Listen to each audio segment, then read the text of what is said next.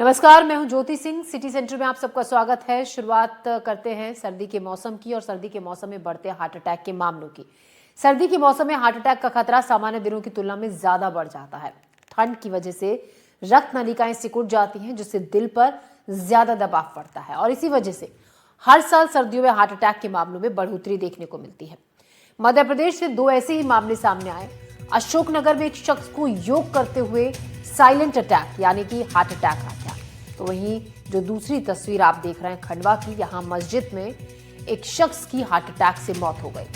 तो दो तस्वीरें हम आपको दिखा रहे हैं। पहली अशोकनगर की, यहां जहां योग करते हुए एक शख्स को साइलेंट अटैक आया और उसकी जान चली गई। दूसरी तस्वीर आप देख रहे हैं मस्जिद की, जहां एक शख्स को मस्जिद में हार्ट अटैक आ गया। तो सर्दियों के दिनों में हार्ट अटैक के मामले तेजी से हर साल बढ़ते हैं और डॉक्टर्स के मुताबिक सर्दियों के मौसम में खास ख्याल रखने की ज़रूरत है दिल को, क्योंकि ठंड की वजह से जो रक्त नलिकाएं होती हैं वो सिकुड़ जाती हैं, जिसकी वजह से दिल पर ज़्यादा दबाव पड़ता है और हार्ट अटैक के मामलों में इजाफा देखा जाता है। ऐसे में ज़रूरी है कि ख़ास ख्याल रखें, हल्की एक्सरसाइज करें, योग करें। यहाँ पर अशोकनगर में जो एक मामला सामने आया, वो योग करते हुए एक शख्स को साइलेंट अटैक आ गया। साइलेंट अटैक, तेज़ी से मामलों में इजाफा हो रहा है और ठंड के मौसम में अटैक के मामले और भी ज़्यादा बढ़ जाते हैं, क्योंकि रक्त नलिकाएं सिकुड़ जाती हैं और जिसकी वजह से दिल पर ज़्यादा दबाव पड़ता है और हार्ट अटैक आ जाता है। समय पर अगर वक्त पर इलाज मिल जाए तो कई बार जान बच भी जाती है। हमने ऐसे बहुत से मामले भी देखे हैं कि वक्त पर जब ट्रीटमेंट मिल जाता है किसी ऐसे मरीज को, ऐसे पेशेंट को, तो उसकी जान भी बच जाती है।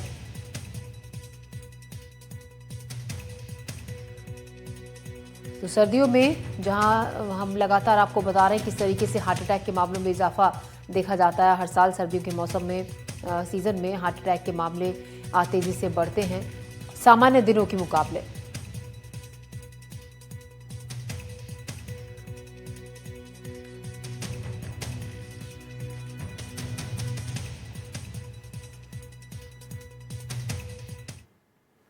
और इसी पर बात करने के लिए हमारे साथ डॉक्टर धीरेन्द्र सिंघानिया हैं, कार्डियोलॉजिस्ट, यशोदा मेडिसिटी से।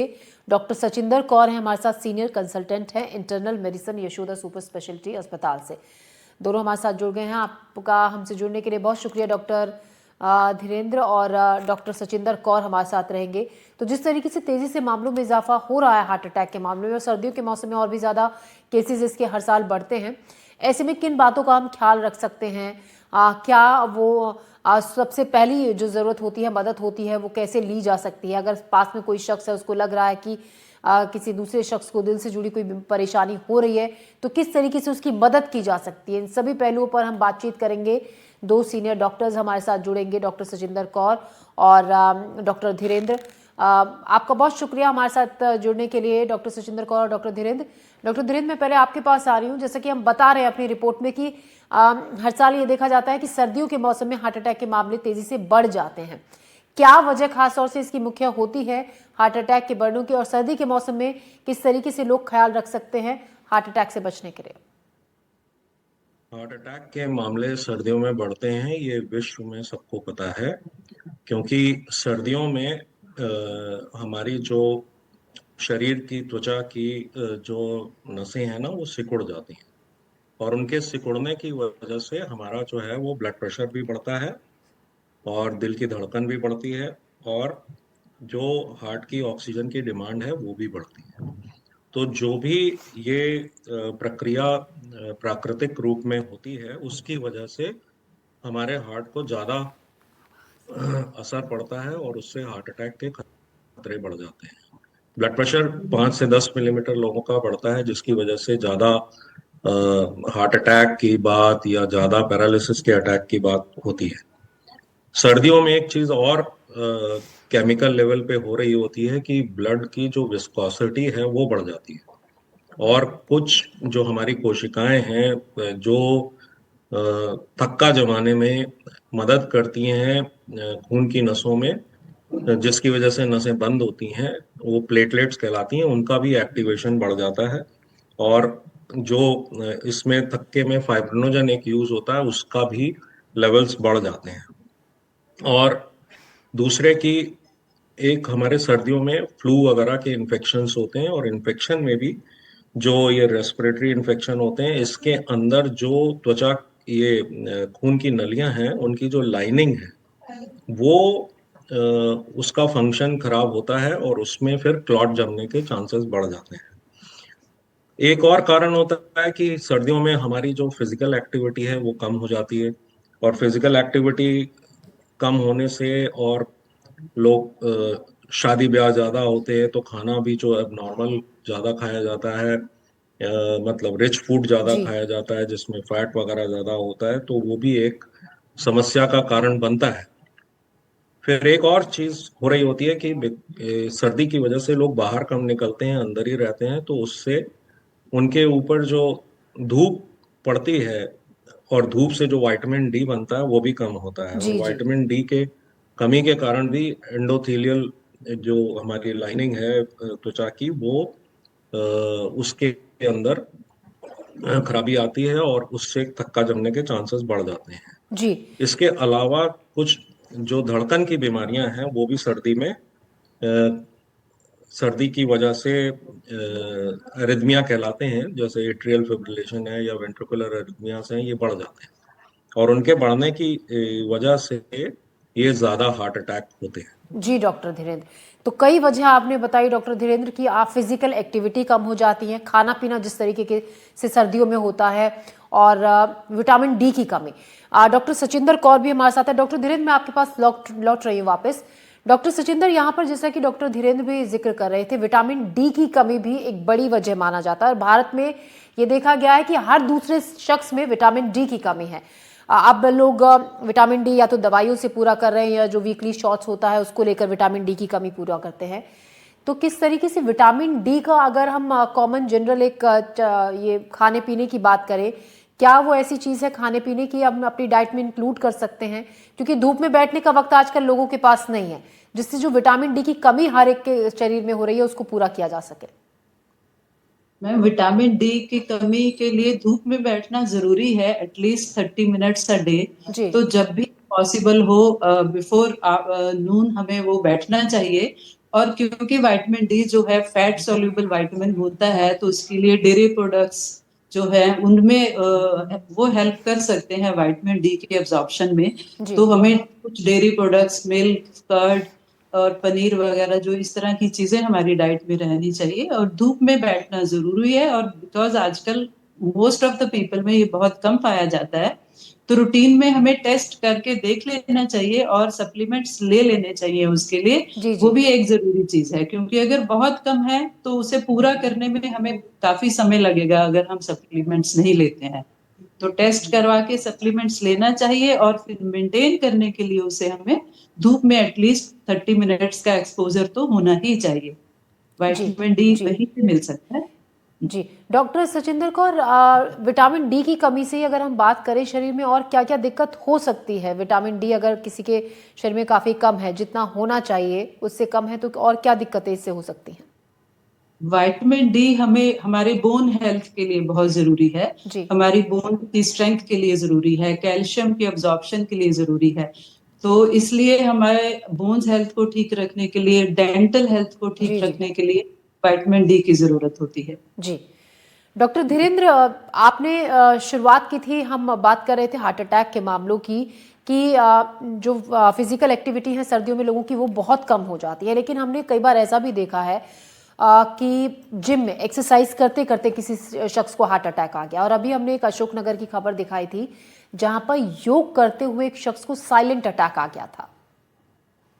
ये जो लोग होते हैं, दो चीजें होती हैं, जी एक हार्ट अटैक होता है, और एक कार्डियक हम्म जो है वो अरेस्ट होता है धड़कन की बीमारी की वजह से। दोनों अलग अलग चीजें हैं, जिसमें सडन कोलैप्स होते हैं तो उनमें कार्डियक अरेस्ट होता है, जिसमें कि अरिदमियास होते हैं, धड़कन की बीमारियां होती हैं कि सडनली धड़कन बढ़ के 300 की हो जाती है, कि जिसमें इतना भी टाइम नहीं होता है कि ब्रेन को खून पहुंचे, और एकदम से आदमी कोलैप्स हो जाता है। सो इसका जो कारण मैंने आपको बताया कि इसमें एक कारण हार्ट अटैक भी होता है, और ये उन लोगों में ज्यादा होता है कि जो ऑलरेडी बीमार लोग हों, और वो अपनी बीमारी को इग्नोर कर रहे हो या अंडर एस्टिमेट कर रहे हो कि हमें बीमारी है, लेकिन हमें लगता है कि हमें कुछ नहीं होगा और हम अपना जो है इसको वो कर सकते हैं। दूसरा कि जो ज़्यादा वृद्ध लोग हैं या जिनको पहले हार्ट अटैक हो चुके हैं या जो स्मोकर्स हैं जी। या जो शुगर के पेशेंट हैं, जो हार्ट फेलियर पेशेंट्स हैं, एक तो यह है कि जिनको ऑलरेडी बीमारियां हैं और उनको ये दिक्कत ज़्यादा होने की संभावना होती है अगर वो इग्नोर कर रहे हैं उसे। दूसरा कि जो लोग जिम में जाते हैं और सडन अरेस्ट होता है, एरिथमिया वगैरह होते हैं, तो इसलिए उनको ये ध्यान रखना चाहिए कि एक सुपरवाइज्ड अपना पहले कार्डियोलॉजिस्ट के पास में अपना एक वो कर लें अगर वो हैवी एक्सरसाइजेस करना चाहते हैं, जिसमें कि उनके हार्ट हैवी एक्सरसाइज में कैसे बिहेव करेंगे वो सामने बात आ जाए। योग में भी कुछ ऐसे आसन होते हैं कि जो कुछ अरिथमिया करने की संभावना रखते हैं, जो ज्यादा कठिन आसन होते जी। हैं, शीर्षासन है। ये जो प्राणायाम भी अगर बहुत एग्रेसिव किए जाएं या कुछ बहुत लोग अपना जो गर्दन के एंगल्स बहुत ज्यादा घुमाते हैं, तो उसमें कुछ हमारे सिस्टम में ऐसा चेंजेस होते हैं कि जी। जिसमें सडनली धड़कन की बीमारी प्रेसिपिटेट हो जी। सकती है। प्राणायाम जब बहुत एग्रेसिव किया जाता है या ये कुंभिका या भ्रस्त्रिका, तो वो उस समय एकदम से वेगल मैन्यूवर होती हैं कि एक हमारी नस होती है कि जो धड़कन को स्लो करती है, उसका एक्टिवेशन हो सकता है और उसमें सडन चक्कर आ सकते हैं। जी। तो इन सब बातों का ध्यान रखना चाहिए कि हम कोई भी अगर एग्रेसिव एक्सरसाइज कर रहे हैं या तो आसन कर पहले रहे हम हैं। किसी एक्सपर्ट की सलाह लें, जैसा कि आप बता रहे हैं कि अगर कुछ भी हम शुरू कर रहे हैं एक्सरसाइज या योग, हम अंडर गाइडेंस करें। डॉक्टर धीरेन्द्र, मान लीजिए हमारे आसपास, क्योंकि देखिए कई बार हमने ये भी देखा है कि बहुत से लोग जो गैस का दर्द होता है उसको सीने में दर्द एकदम मान लिया जाता है और घबराहट एकदम से हो जाती है। तो ऐसे में किस तरीके से हम ये पहचान कर सकते हैं कि ये जो सिम्टम्स हैं ये दिल से जुड़ी किसी परेशानी दिक्कत की वजह से हो रहे हैं, और अगर आसपास कोई और शख्स मौजूद है तो वो क्या अपनी तरफ से फर्स्ट हेल्प उस शख्स को दे सकता है, पहली मदद, कि उसको अस्पताल पहुंचाने से पहले घर पर ही वो ट्रीटमेंट, वो थोड़ी सी हेल्प मिल जाए?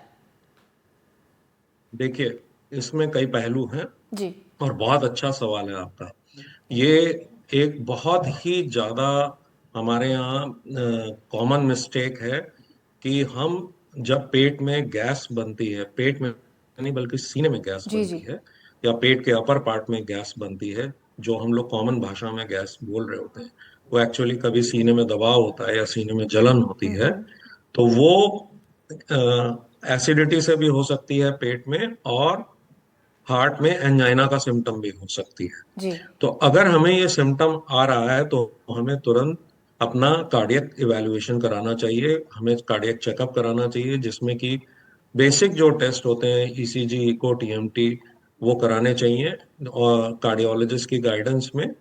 और ये जो चीज़ है उसमें अगर पकड़ में आती है, और साथ में अपने पेट को भी अगर इतनी एसिडिटी हो रही है तो एक बार पेट के डॉक्टर को भी दिखाना जरूरी है कि क्यों इतनी एसिडिटी या गैस उन्हें फील हो रही है। पर जी। इसको ये नॉर्मल अपने घर में उपचार के तौर पे ना उसको उपचार करें, क्योंकि उसमें कई बार लोगों को हार्ट अटैक होता है और वो गैस और जलन की तरह आ रहा होता है, और उसमें लोग घर पे अपना गैस का ट्रीटमेंट देसी लेने इलाज लगते हैं कर और रहे होते हैं, उसके बाद और काफी कई उसमें बार। टाइम जी। लॉस होता है और उसमें नुकसान हो जी। जाता है।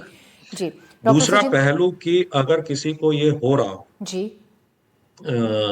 तो हम उसमें क्या उसकी सहायता कर सकते हैं। तो इसमें भी दो चीजें हैं कि एक, अगर वो व्यक्ति होश में है और हमें बता रहा है कि उसे कुछ परेशानी लग रही है, तो उसका तुरंत हम शिफ्टिंग कराएं जो भी नियरेस्ट हॉस्पिटल है उसकी इमरजेंसी में। जी। उसमें तो समय बिल्कुल वेस्ट नहीं करना चाहिए। पेशेंट अगर होश में है तुरंत उसको ले जाना चाहिए नियरेस्ट हॉस्पिटल। ये ना देखें कि कहाँ बड़ा अस्पताल मिलेगा या कहाँ होगा, जो जी। भी नियरेस्ट हॉस्पिटल है वहाँ फर्स्ट एड ज्यादा बेटर मिलेगी। लेकिन अगर वो व्यक्ति कोलैप्स हो गया है ऑलरेडी, अब वो होश में नहीं है, तो उसका जो बेसिक है कि जो भी अगल बगल लोग हैं उन्हें एक बेसिक सीपीआर होती है कि जिसमें पेशेंट को सीधा लिटा के उसके सीने के ऊपर दोनों हाथ सीधे करके उसके मसाज की जाती है और एक व्यक्ति को उसमें मुंह से उसको रेस्पिरेशन देना होता जी है। जी और इस बीच में जो भी नियरेस्ट प्लेस से एम्बुलेंस की व्यवस्था हो सकती है वो करने की जरूरत होती है। अगर होश में नहीं है तो उसके मुंह में कोई दवाई डालने की या इस तरह की चेष्टा ना करें, क्योंकि उसमें उसको वो उस समय एब्जॉर्ब कितना होगी और क्या वजह से वो बेहोश हुआ वो पता नहीं। और अगर वो एरिथमिया की वजह से कोलैप्स हुए हैं तो उनको तुरंत इमरजेंसी में कार्डियो वर्जन की जरूरत है या डिफिब्रिलेशन की जरूरत है, यानी कि एक बिजली का झटका दिया जाता है धड़कन को ठीक करने के लिए। अगर वो 3-4 मिनट में हो जाता है और जब तक वो नहीं हो पा रहा है तब तक कार्डियक मसाज जो बेसिक सीपीआर है वो जारी रखें, जितनी देर हो जाए जी कोई बात नहीं। जी। तो शुरुआत में सीपीआर देना बहुत ज़रूरी है और सबसे ज़्यादा ज़रूरी है कि जल्द से जल्द अपने नज़दीकी किसी अस्पताल लेकर जाया जाए। बहुत शुक्रिया डॉक्टर धीरेन्द्र आपका हमसे जुड़ने के लिए, तमाम सवालों के जवाब देने के लिए, और डॉक्टर सुचिंदर आपका भी बातचीत के लिए, जानकारी के लिए शुक्रिया।